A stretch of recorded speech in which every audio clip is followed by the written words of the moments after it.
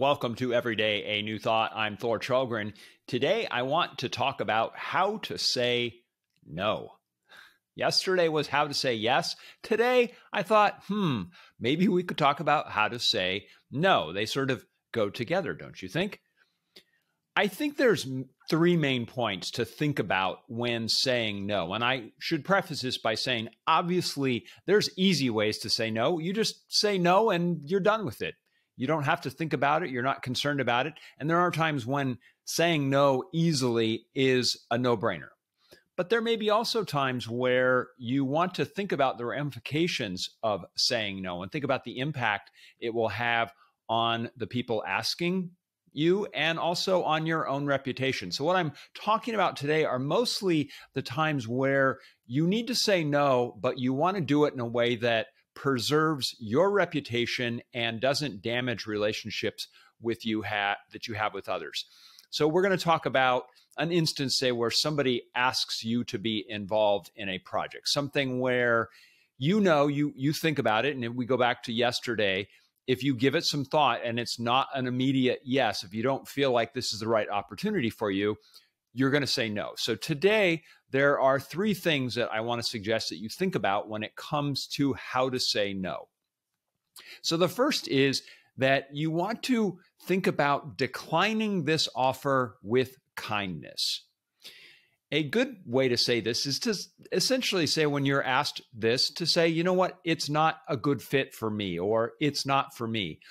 What you're doing is you're not placing the discussion on the validity of the idea or the request. You're taking it back on yourself and just saying, you know what, it's not the right time for me. It's not the right opportunity for me. So you say, thank you, but it's not right for me. Remember, what you're doing is you're keeping it about you, not the idea or the request. Also, along those lines, there's no need to give feedback on it. You don't have to be critical about the idea or the request. Remember, you're choosing to say no, so just move on. You don't have to participate in an analysis of the idea or the request. And finally, don't feel like you have to explain your no. A lot of times, if we are in a situation where maybe we want to be well thought of, we want to explain why we're saying no. But you don't have to do that. Just say it's not the right fit for me. It's not a good fit for me. And then just move on. No need to explain. So the second thing that you can do when you're saying this, after you've said it's not the right fit for me, is to say one good thing about the request. Maybe pay them a compliment. Say that it's a good idea, or that, I think you're going to do a great job with it, or it sounds promising. Basically, whatever you want to say. But remember, you've probably heard no before yourself, where maybe you asked someone something for some help or participating in an idea. In that instance where you heard no, wouldn't you have liked to have received a little bit of encouragement? If so, think about how you can help encourage them, even though you're not going to be participating in this.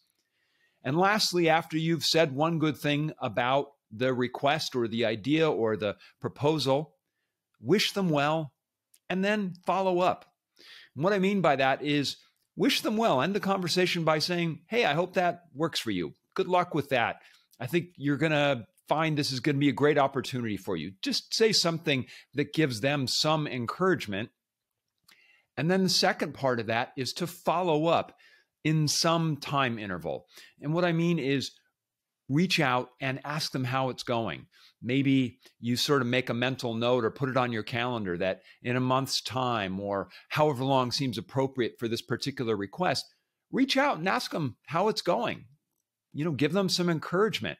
They might be surprised that you remember that they asked you and that you said it wasn't a good fit for you, but now you're asking to follow up because you genuinely care about them and what they're doing. And who knows, maybe at some future time when you do follow up, maybe this will be a good opportunity for you to be involved if they ask you. So you never know how this could ultimately be something that later in time could be a good fit for you. So the three steps on how to say no: decline with kindness. Say, it's not for me. Then say one good thing about it.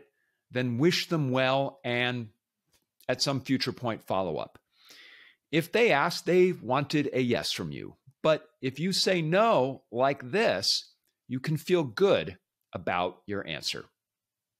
Thank you so much for watching the show today. I appreciate you being here. If you like this episode, please hit like and also subscribe. That way, every time there's a new episode, you'll be notified. Thank you so much for watching. I'll see you tomorrow.